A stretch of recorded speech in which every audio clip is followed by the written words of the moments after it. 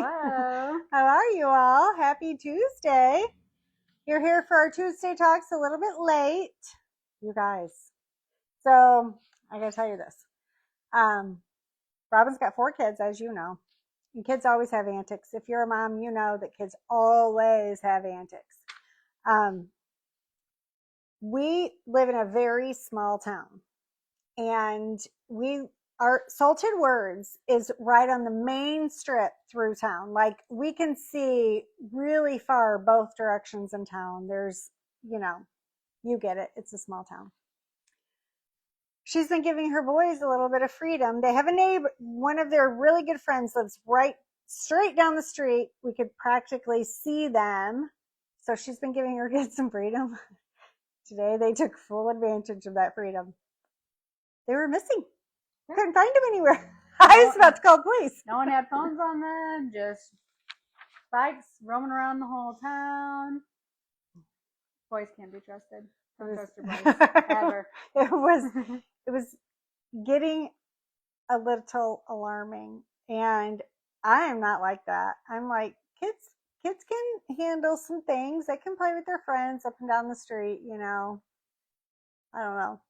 I live right down the street that way, and they have a lot of friends down there, so it's super easy and convenient for them to go to my house, stop by their friends, check in with me. That way their mom knows where they are. Everybody's happy. Yeah, not the case today. Nope. We were driving all over the city looking for them. Yes, heart attack city. So came straight here. So priorities. I think Robin still hasn't exhaled. You still seem up. Yes. That was our fun for today. That was our excitement adventure for the day. So we have a guest that we are so excited to talk. We're really excited to have a conversation with her. Her name is Kelly Dawn, and she's got a business that helps women crush their goals, build their confidence, all while clearing away any self-doubt to operate fully functioning in their God-given business. She is a powerhouse. She'll make you feel good. She'll give you, that oomph in your spirit that Motivational. Yes, motivational. Yes. And she's a woman of faith, but she hasn't always been. And we're going to get into it. So, have you seen her? I just saw her pop up. We're going to invite her.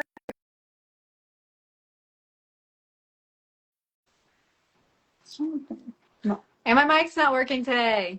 It's just a day. Hi, Kelly. Hi.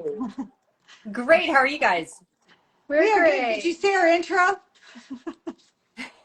Were you listening? What's that? Were you listening to our intro? I just heard like about 30 seconds of it. Oh, she's got 4 kids. Yes. Two of her oldest boys, she's been giving them a little freedom.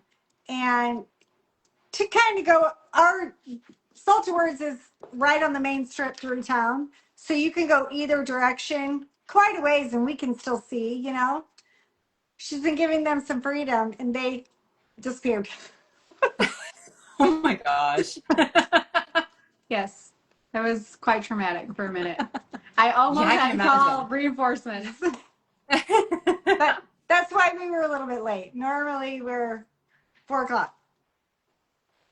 We are excited to talk to you. Yes. I'm so excited to be here. A little frazzled there at the first part. Life happens sometimes. So you've got lots of complexities about you, which gives us a lot of material to talk about. Everyone's always interested in women in business and how you can be more successful in business and having a business and making sure that your faith stays intact and you're respecting God in all that you do, and all of that is fascinating. We are in a time and an age for it. there's so many women in business. So we're excited to talk to you about all of those things. Well, as much as we can get to. Can you hear me? Yeah. Can you hear Okay. me okay? Yes, I can hear you. Okay. I just wanted to make sure. So I think we'll just jump right in. Yeah, let's do it. Our style is, for any of you that haven't watched us yet, our style is we like to go through a few questions, and we love freedom to have a conversation, take some deep dives if you're comfortable. Oh, yeah. And we do like a question style. So if it sounds like we're asking questions, we are. Just to keep everything flowing really well. So we kind of shared that you help women in coaching and, getting the most out of their business that they can. What inspired your coaching business when you started? I think that's always great for people to hear. What inspired someone to do what they did? Yeah, absolutely. So when I started coaching, I had left a 9 to 5 job that I felt completely trapped in for about 16 years. And it was a family business. So I had a lot of guilt and a lot of feelings around leaving that. And leaving that job was really pivotal because I broke through a lot of fear. I never thought that I could really survive outside of that company. I grew up in it and I had a lot of privilege. I knew that even though I worked really hard, I was being given a really great opportunity. And walking away from that was really a turning point for me because I had always really played it safe.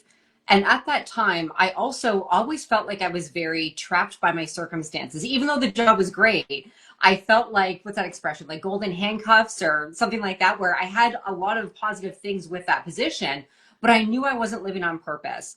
And back then, when I was younger, I was mainly in witchcraft growing up over the years, but I was with God every once in a while. I would go to church, I would have a relationship with God, but I wasn't really with God at this time. But I just knew there was something more that I was meant to be doing. And I left that job. I worked a couple odd jobs. I did some traveling. And then in 2013, I started a cleaning company. And that was my very first dip into entrepreneurship. And I was hooked. And I remember waking up at 4 o'clock in the morning. I'm still an early bird, so I'm still up really early. But I would sit in my rocking chair, and the dog I had at the time, he was a puppy, and he'd be snoozing on my lap. I'd be drinking my coffee, and I'd be reading like Tony Robbins and Brian Tracy and Zig Ziglar and all of these like gurus in the coaching space and personal development world. And I was applying these different success principles to my business, and I was seeing results. That business, I was ready to hire someone within the first couple of months. And I thought to myself, I bet there's someone out there who doesn't want to get up at 4 o'clock in the morning before work or before they start their day and read these books. They just want someone to help them reach their goals. And so at that point in time, I'd already built a successful business with the cleaning thing. And then I'd also gone through a pretty big transformation in my personal life. So when I was in the business, in the family business, because I was so unhappy, even though I didn't realize what I was doing, I was numbing myself. So I was drinking on the weekends, drugging on the weekends, over shopping, overspending, sleeping around. Like I was a hot mess because I didn't understand what was going on, like why I was so unhappy. Because according to the world, I had ticked off all of these boxes that should have shown me, hey, you're successful. You have the job, you have the car, you have the house, you have everything in place, yet you're still unhappy. And I had no idea about coaching or mindset work. And as I mentioned, I wasn't with God, so I didn't really have any direction. And I ended up healing myself of the different addictions that I was suffering from. I really took care of my health a lot better, really looked at my mindset. Joyce Meyer's Battlefield of the Mind was my very first mindset book I ever read. And that's when I started to understand more about how the way that we're thinking is really impacting the experiences that we're having. So I looked at what I had done in my personal life. I looked at what I did in my business and thought, I'm pretty sure I can help someone. So I got into the coaching space with a very general practice of helping women reach their goals. And then over time, as I was practicing more witchcraft, again, the witchcraft thing is what I did primarily from the time I was about 14. And this would have been in my 30s at this point in time, early 30s. I was heavily practicing witchcraft. So I started bringing that into my online business and sharing the different things that I was doing behind the scenes in my spiritual practice with the coaching. And I became known as the business witch. That was kind of like my thing in the online space. And then as that business grew, as I changed in my practice, in 2016, I started working with demons and I started bringing that work into the business. And that's what I was really known for over the past 2 years or so before I had my encounter with God. But that's kind of like the short story of how I got into coaching and how that evolved. Well, that leads to a very good testimony. Yeah. So, at what point in time in all of this did you actually meet the real Jesus? Oh, April. Well, I don't want to say it was April the 8th. That was the day when I knew that I was meant to be with God. But I feel like I met Jesus a long time ago. Like when I was a child, I was deeply connected to God. And I didn't really go to church that often. Our family went to church on Christmas and Easter and we identified as Christian, but I wasn't raised in a family that attended church regularly. But as a kid, I would be outside and I just knew that I was connecting with God. And it always felt so fulfilling and so natural. I'm like, yes, this is the way it's meant to be. And then in my 20s, I started going to church for a little bit. I had a cousin at the time who went through a massive, massive transformation in her personal life with her mindset. And it was because she met Jesus and she had a very personal relationship with him.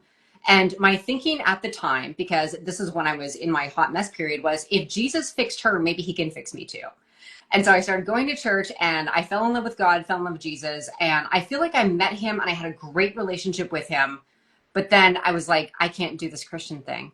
I want to party. I want to sleep around. I want to live my life. I don't want to follow any rules. And I really, really struggled with a lot of what I was reading in the Bible. I didn't understand the God of the Old Testament. I was really wrestling with a lot of things that was in the Bible. And instead of sitting with it and going to God, which is what I would recommend to anyone these days. But back then it was just like, no, this isn't for me. I need to go back to witchcraft. And growing up, like from the time I was 14, that's when I got into witchcraft. So off and on over the years, when I was with God for like these brief little pockets of time, it felt very close to Jesus. I felt very close to Jesus. But then I also felt this really strong pull back to witchcraft. And I remember one time being in a bookstore, like an actual brick and mortar, it was Chapters. I'm up in Canada. So we have Chapters up here.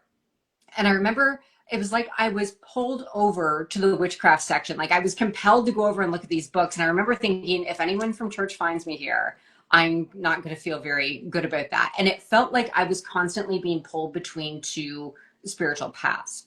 And then this past April, that's when I had this encounter with God that came out of nowhere. And to this day, I'm still shocked by it because I was really happy in my witchcraft practice. I had written a book on it. I had more books in the pipeline. My entire business was focused around helping people with witchcraft. I was speaking very actively and openly against God.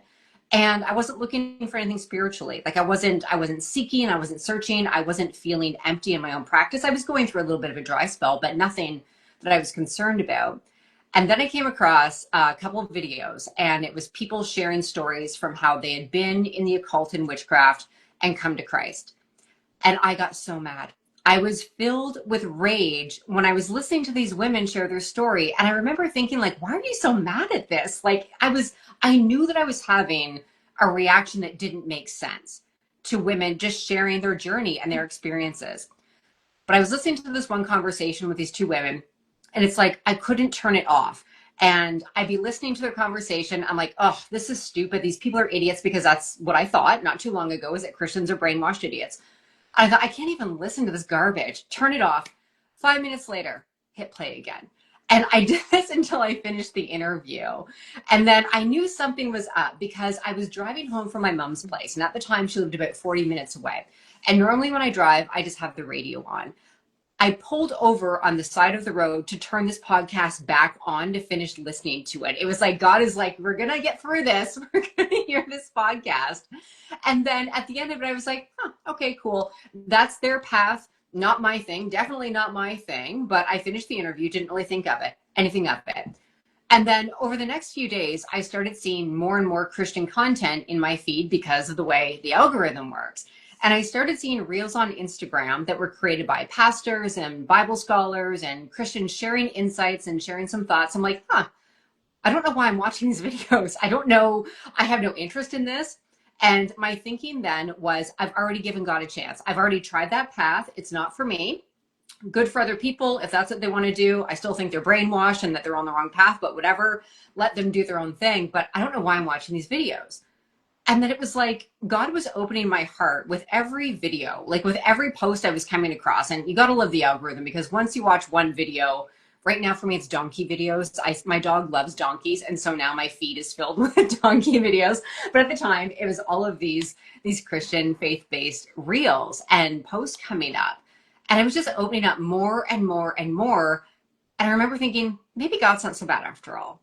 Maybe I just didn't really understand things, and maybe God's pretty cool. Maybe I can kind of tone it down in my content and not really speak so openly against him.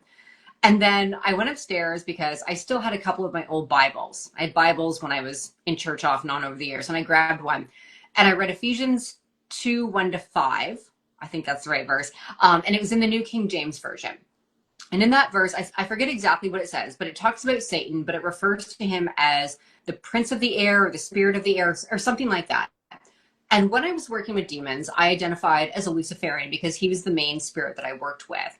And in the path that I was on, Lucifer was always associated with the element of air. I was like, what? And it was like in that moment, it's like God spoke to my spirit. It was like this direct speaking to my spirit. And I knew in that very second when I read that passage in Ephesians that I was not meant to be in witchcraft and that I was meant to be with God.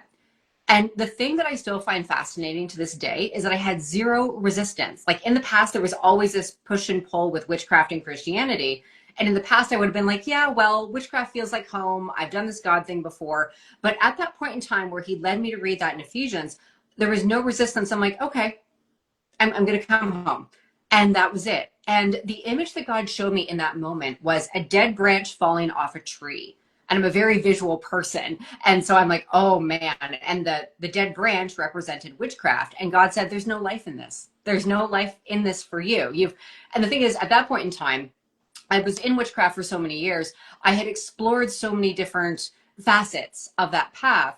I felt like I had exhausted it. And even though right up until that point, I did feel really fulfilled on my path, I really never thought that I would leave it. Then as soon as I was with God, it was like, oh, this is what fulfillment feels like. This is what connection with, like at the time I was using the word the universe, but like this is what it's supposed to feel like. And it's been that close connection and that relationship with God ever since. That's beautiful. Just this past April, like 3 months ago? Yeah. Oh, wow. Yeah. Wow. Brand new. Amazing. That is amazing. God does have a way. I love to think about, I love to think. I love to think about any number of things. And something that I always feel like the most intelligent people can say something with the greatest impact with the fewest amount of words. And that is God. God can change a scene without words.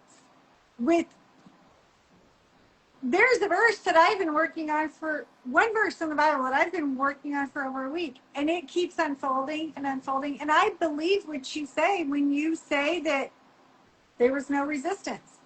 God opened the door and you chose to walk through it. I think that he gave you the ability to not walk through it. I think that he gave you the choice, I guess is what I'm trying to say. And you chose love. Choosing God is always choosing love. And he's the most exciting. He's the most intelligent. He's the most deep, the most high, the most far, the most wide. And he's also that still small voice that rests inside of us. I'm so happy for you. I am truly so happy for you. So how do you use, or do you, I don't know, maybe you don't, do you use what you walked away from as, do you use that in your business? Do you say, this is not what you want to do, this is what you do want to do? Or have you just left it all in the past? Do you Yeah, use I've that really to just left encourage it. people? When I first made the transition, I had a lot of people reaching out because there is this big movement in the spiritual coaching space with a lot of people coming to Christ. And so when I made the announcement on my old Instagram account, I had a ton of DMs from women saying, I've been feeling this pull to God. And these are women, they haven't opened their Bible in 20 years. And they're like, I can't explain it. I don't believe in this. But at the same time, I just feel called to this. I'm like, just focus on Jesus. Like if the Bible is triggering for you, because a lot of people, they've had, the reason why they're in witchcraft and not with Christ is because they had bad experience with Christians. They had bad experiences in church. And that's a huge problem, I feel, with helping people realize who Jesus is and how amazing it is to be with God. We have Christians out there who are not acting like Christians. And unfortunately, a lot of people in witchcraft have had horrible experiences in church. And so they might feel triggered even talking about God or opening their Bible. And my recommendation is always just talk to God directly, talk to Jesus, and like take it one step at a time, but just make sure you're connecting with him. And he's always going to lead you where you're meant to go at the pace and at the way, or in the way that you're meant to be led there. But I don't talk about it too often in my content. I know there's a lot of other creators out there who really focus in on that. And when I feel called to, I do. But I really feel, as someone who was in witchcraft for so long, the best way to bring people to Christ is to be a good example of God moving in your own life. And so I'm more than happy to have these conversations and answer questions. Absolutely. But I just like moving forward. I know God's at the front of my business. I talk about him in my content when it flows naturally.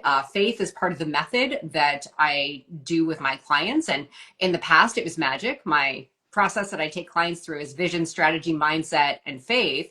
And I shifted that last element because I don't practice magic anymore. But the connection point is working with the unseen realm and knowing that God is moving behind the scenes for us.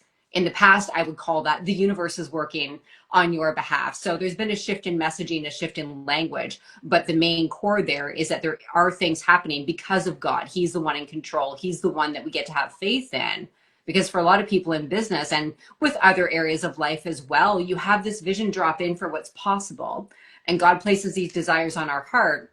And we can be showing up and taking the action. And I'm a huge believer in mindset. I think it's really important to align our mind with who God says we are and what we're capable of. So we can be doing all of this work, but there's always going to be a gap between having that desire drop in and seeing the fruit, seeing that vision that God's given us fully manifest in our life. And it's, what are we doing in that space? And that's where the faith element comes in. So I talk a lot about that in my work. Well, I mean, that's definitely needed also. And, just hearing your story and your testimony, my mom and I were talking just about this morning, is God lets us go through life and knows our strengths in each and every one of us personally, and lets us go through some stuff to be able to minister to the right crowd or to someone who is struggling with that exact thing. Yeah. So I was looking at the verse. It's I love it. The book of Romans is an amazing book. If any of you are looking for a book to read in the Bible, read Romans. It says, and do not be conformed to this world, but be transformed by the renewing of your mind, that you may prove what is that good and acceptable and perfect will of God. And I think it sounds to me like that's how Jesus pulled you to where you are now, by the renewing of your mind and proving what is that good and acceptable thing from God. I love that. I'm fascinated by it. And, what a testimony that you would come from such a dark place. And once God accepts you, you are fully accepted. You are as accepted as his son himself. You are adopted into the family. You become the bride of Christ. And it's just such a beautiful renewing. It's like we have you noticed that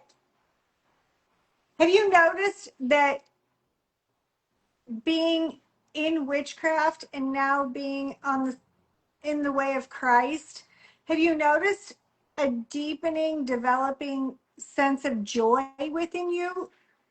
Yeah, Did you notice absolutely. that immediately from the beginning? Yes. So the peace, as soon as I came to God, the peace that I felt immediately is something that I can't even put into words. I was like, if I could bottle this up and like just if people knew what this felt like, they wouldn't even think about it. They'd be like, give me God. Like they would just like, give me God all the way because that level of peace and like anxiety, worry, things like that. Like I still have my human moments, absolutely. But when I go to God and even like I can open up the word and I can pray and I can talk to him and just go to him and there's this instant feeling that I'm safe, I'm okay, I'm supported. And then when it comes to the joy, it's funny you should mention that because I've always been a fairly happy person. And whenever I was doing videos for business, I had no problem like smiling and being warm and things like that. But in photos, I really struggled with smiling. And whenever I was doing like, we do selfies for social media and things like that because, part of the whole social media game, I Yeah. could never smile. And when I did, it always felt like really weird. And I look at the picture, I'm like, oh my gosh. And now I have people who've been following me for years going like, we've never seen you smile like this before. It just naturally comes out. Like in video, it was always there, but in photos, I really struggled with it. And I've had so many people share that they're noticing that joy. They're noticing that glow coming through me. And of course we know it's the Holy Spirit, but yeah, that's been such a big thing, the joy and the peace. I think that the peace and the joy from God are a their renewal in themselves. That you have something that you can depend on. It's almost like our hope. It's the thing that's pulling us along is that the peace and the joy. That those are unexplainable at times. So I'd like to talk to you a little bit, if you'd like, maybe so that our guests and anybody listening that might feel like they need some type of coaching in their life. So, if you want to give us like a rundown of what you get if we were to sign up with you, what is it that a synopsis of what we would get from you? I guess Yeah, would absolutely. I'll take you right through the process. I'll give you okay. a summary of what that process would be like. So I always start with a vision. So God always gives us a vision for our next level goals, whether that's life goals, business goals, whatever it is. And it's really important for us to know what that vision is and have clarity around it because then we know what we're doing every day. We know what we're aligning to. Otherwise, Mhm. we're just kind of floating through life all willy-nilly. And that might be fine for some people. But if you identify as being like driven and ambitious and you know that you're here to make like a big impact or income and like you want to do something like especially I mainly work with women in business. If you know you're here for something really big that God has placed on your heart, you need to have clarity on what that looks like. And Yeah. it doesn't have to be like a 20-year plan or anything like that, but you just need to know what it is you're moving towards. Like if you, for example, if you want to start running a marathon, you need to know what the end goal is. You need to know like what that day is going to be like on race day and have something in your mind to align to. So it always starts with the vision. And then the second piece is strategy because God is going to work on our behalf. He's going to move mountains for us, absolutely, when we're doing things that are according to his will. But at the same time, we have to move. We have to show up and we have to do the thing. And so the strategy is where a lot of people get caught up thinking that they have to do a million different things or they have to follow a strategy that doesn't really feel good for them. Like, for example, for a lot of women in business, and this is an example from my own past, back in the day, webinars were a huge thing. And maybe they still are today, and they can work really well for people. But for myself, I hated doing webinars. I got all jumbled up in my mind when I was trying to follow the slides. And I thought to myself, okay, what other thing can I put in place strategy wise that's going to work for me, my personality type, the way that I like to communicate with my audience? I'm like, I can just do live videos. And so the how of how we're going to reach our goals is again going to be given to us from the vision that we have. But the how, the way that we're walking things out day to day, if we're not enjoying that for the most part, because of course there are going to be challenges, there's going to be fear and resistance come up. That's all part of the game. But for the most part, if you're not enjoying the process, if you're not enjoying the journey of reaching the goal, what's the point? So we want to have a strategy that you can actually show up for because that way you're going to be enjoying the present moment that God's given us and also moving in the direction of the vision that he has for us to unfold. And then the third piece is mindset and identity. And this one here is probably one of my favorites, just because in my past, we're going back to my early 20s, I was suicidal, I was depressed, and I honestly thought that every thought that popped into my mind was true. And I had some very, very unhelpful thoughts that were in my mind back then. So learning that the way that we're thinking is really shaping the experiences that we're having was life changing for me. So with this pillar, it's about asking yourself, who is the version of me in this vision that God's given me? Because God's calling us to rise to a new level, whether that's in our business, fitness, relationships. There's a next level of a purpose. There's a next level of love in our relationships and connection. There's always something more for us. And in order for us to live in that vision, there is going to be growth on our part. And so who is the version of us who's in that vision, and how is she thinking? How, like a woman in business, how is she thinking about sales? How is she thinking about her audience? How is she thinking about receiving money for the work that she loves to do? Like, we really want to look at the different beliefs that we hold, because we're always going to have evidence of the beliefs that we think are true. Like, if we walk around thinking that we're worthless and we're no good and we're having all these negative thoughts, we're going to move through our day very differently than if we're thinking, I'm a child of God. I'm here on purpose. I'm here to share a message. I'm here to share something. Like, we're going to have very different experiences based on these beliefs that we hold. And so how we're showing up in the world, the different things that we're doing, the way that we're interacting, not just with ourselves and the thoughts that we think in our own mind all day, but also the conversations that we're having, all of that is driven by our mindset and our identity. So we want to align that with who God says we are and with the vision he's given us. And then the final piece is faith that we touched on earlier in our conversation. And that's really trusting God without needing to see evidence, and knowing that we don't need that outside validation because God chose us. We don't need the validation in the likes and the engagement and even in the sales. Like, when we're in this space where we know that we're showing up for a purpose, this is not just something that we're doing in business just to make a buck. There's a deeper meaning behind it. We can sit in that space where we're okay riding the waves. And this is a big thing for a lot of people in business. They feel their worthiness is attached to their bank account. And it's something that I definitely experienced in the earlier days, where I would feel nauseous looking at the numbers in my bank account. And if the number dropped below a certain level, or if sales were slow, I'd feel really down. But then if sales were high, maybe I had a painful client come in, I'd feel like super confident and on top of the world. I'm like, wait a minute, I'm riding this emotional roller coaster and tying my worthiness to digits that are in a banking app. Like, this does not make sense. And so now that I'm with God, I can see more clearly where worthiness comes from. And that's where the validation comes from, is because he chose us. We don't need those things. But at the same time, we can be taking action. We can be showing up and enjoying exactly where we are, knowing that more is available for us because we're with him and he's going to be supporting us. I love that. I have actually, we own our own business, and we're in a small town, and it does get tough. The ebbs and flows.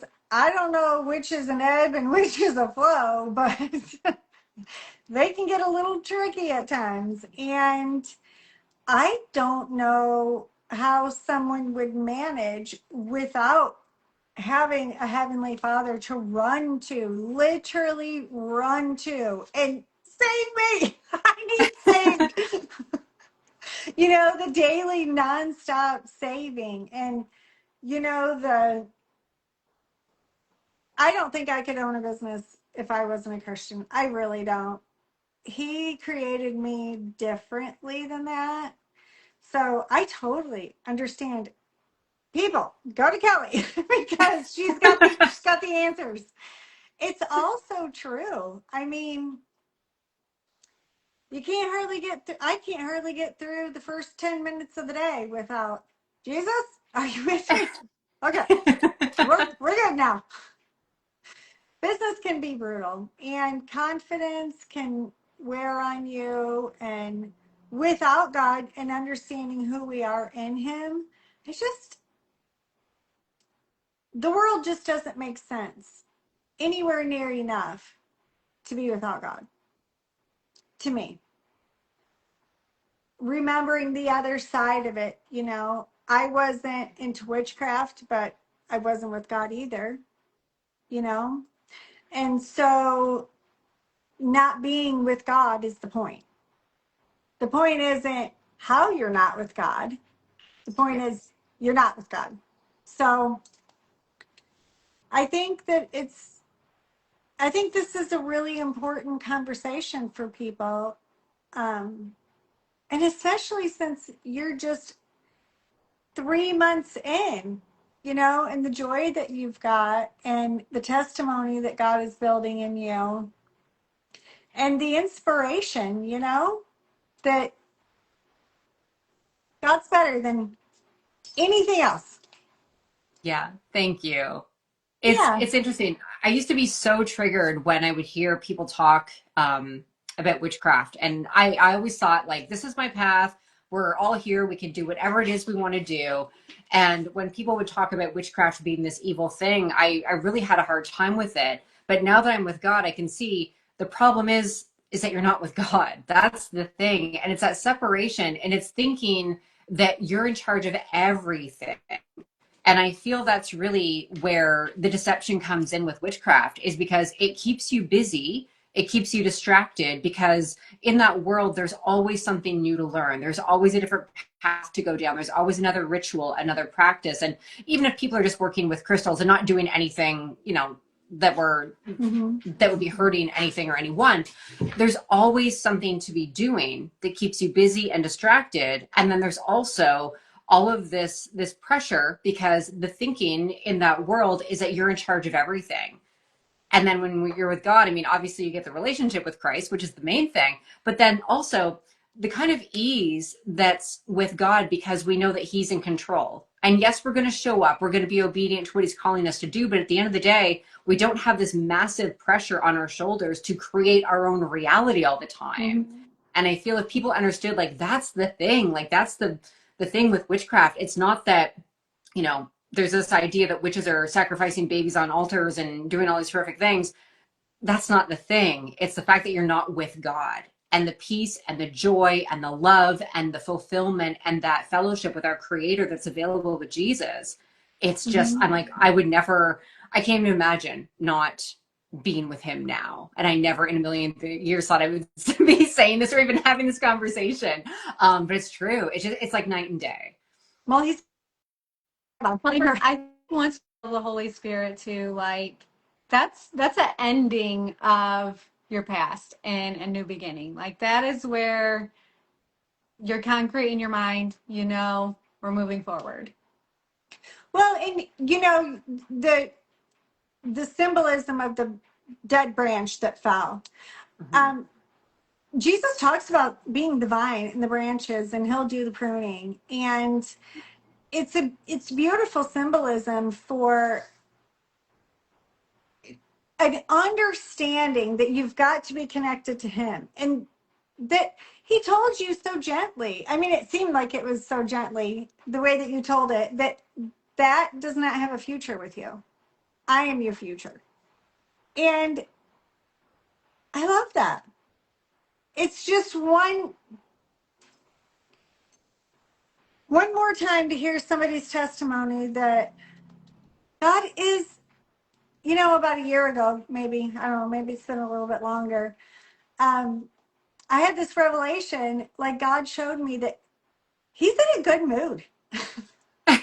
He is in a good mood, and he loves us, and he loves to do good things for us. And people have this conception that God is just the God of wrath, Mm-hmm. which his wrath, I believe, comes into play when he is fighting the enemy for his children. And if we are involved in the enemy and we've turned our back to him and we're heading in a direction that's away from him, to get us back, sometimes there's some wrath involved. And wouldn't we all, with our own children, Do you have children? I don't know, Oh, no. but going back, I love that you shared that, because it kind of felt like a father picking up his daughter from a party she shouldn't be at. It's like, come on, we're going home. That's kind of what it felt like when I came back to God. I feel like that. I feel like he still does that to me. He's like, I feel like this bratty little kid just like, really? That's beautiful. I love it. I love it so much. Um, I hope that you get some people to coach. It sounds like something that you really love and are passionate about and probably are very good at. You have a really sweet spirit about you, and I'm sure you really resonate well with people. I think that God gave that gift to you. Oh, You thank do you so have much. you do have awards about you. I would agree with people and a joy. I can feel it. So I hope that everybody listening comes over and gives you a follow and says hi. Um, before we end, though, is there a what do you call? Oh, Oh, golden yes, nuggets. a Yes, I golden guess so. nugget. Wrapped up in your testimony. We do. We like to have a golden nugget. We believe that everybody has something to throw on the table. You've thrown a lot of stuff on the table that can inspire someone and encourage somebody. And maybe somebody's feeling a little downtrodden and they can pick that piece up and go on their way. If you had one thing to tell anybody, what would it be? I would say keep the door open with God. Whether you've been with God for a long time and maybe you're going through a period in your faith where you're doubting, you're questioning, or you're just feeling really disconnected from God, keep that door open and keep that conversation going with Him. And if you're someone watching or listening to this and you're not with God, but maybe you're feeling that stirring and you're feeling that nudge, and logically you're like, yeah, but I don't do that. I've already been there, done that. Just keep that door open and let God come in and work with you the way that He wants to. That's beautiful and true. Always keep the door open for God. Don't shut it all away. Yeah. There's this, it goes around now, and I see this meme a lot, but the Holy Spirit is a gentleman. He's never going to force himself on you. God, if he wanted robots, he'd have made us robots. He allowed us to have the freedom to choose so that we could choose to love him. Yeah. And I think he keeps that open for every single human being that has ever been born. He keeps that open for mankind to come to him willingly. And it makes it real, makes it authentic and genuine. And then we know that he didn't force us. Yeah. Exactly. Well, it has been delightful to talk to you. We wish you every good blessing. And I hope your business fulfills you and fulfills everyone that comes and works with you. Oh, thank you so much. I love this conversation. It's been so much fun. All right. It was nice to talk to you, Kelly. Bye. Bye.